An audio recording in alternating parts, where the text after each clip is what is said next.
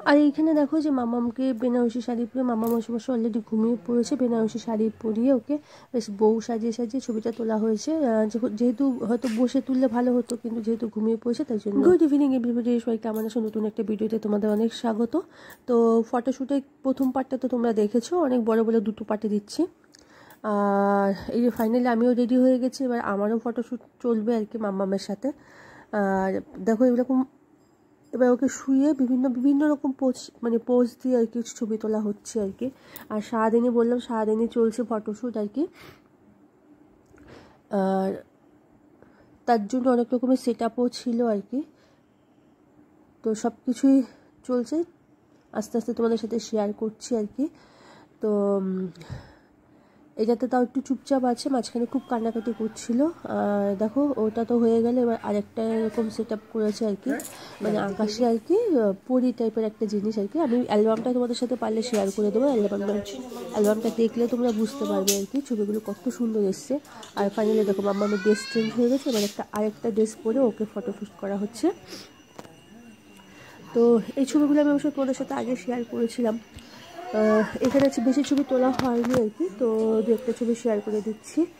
আর এই যে দেখো ফাইনালি এই ছবিটা করা হয়েছে। এটা আবার একটা নতুন কি বলবো নতুন পোজ আর কি। মামা অলরেডি ঘুমিয়ে পড়েছে, তো ঘুমানো অবস্থা ওকে বেনারসি শাড়িটা উপরে দিয়ে, পরানো তো যাবে না, তো বেনারসি শাড়িটা উপরে দিয়ে ওকে সেই বউ বেশি একটা ছবি তোলা হলো। যেহেতু ঘুমিয়ে পড়েছে খুব একটা ভালো করে করা যাচ্ছে না আর কি। তো যাই হোক যতটা পেরেছে মোটামুটি সেইভাবে কভার করে ওকে ছবিটা নেওয়া হচ্ছে আর কি, পোস্টটা নেওয়া হচ্ছে। আর এই যে বেনারসি শাড়িটা দেখতে পাচ্ছ, এই শাড়িটার সাথে তোমরা হয়তো পরিচিত, কারণ এই শাড়িটা আমার স্বাদের সময় ছিল। তবে স্বাদের ভিডিও বোধহয় তোমাদের সাথে শেয়ার করিনি, সেটা আমি শেয়ার করে দেবো আর কি।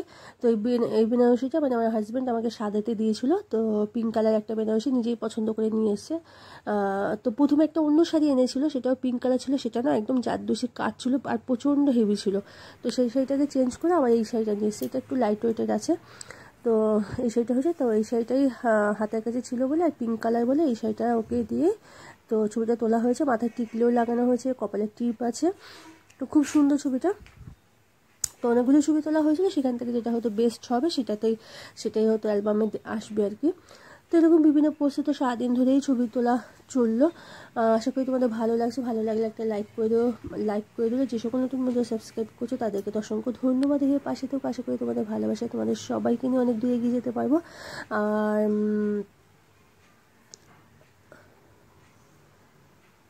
আর ফটোশ্যুটের ভিডিও মোটামুটি এখানে শেষ হলো। আর আমাদের যে শ্যুট আমাদের বাবা মার সাথে যে শ্যুটটা করা হয়েছিল সেই টাইমটা আর কি, সেটা খুব একটা ভালো ভিডিও নেওয়া হয়নি, কারণ সেই টাইমটা ভিডিও করার মতো সামনে কেউ ছিল না।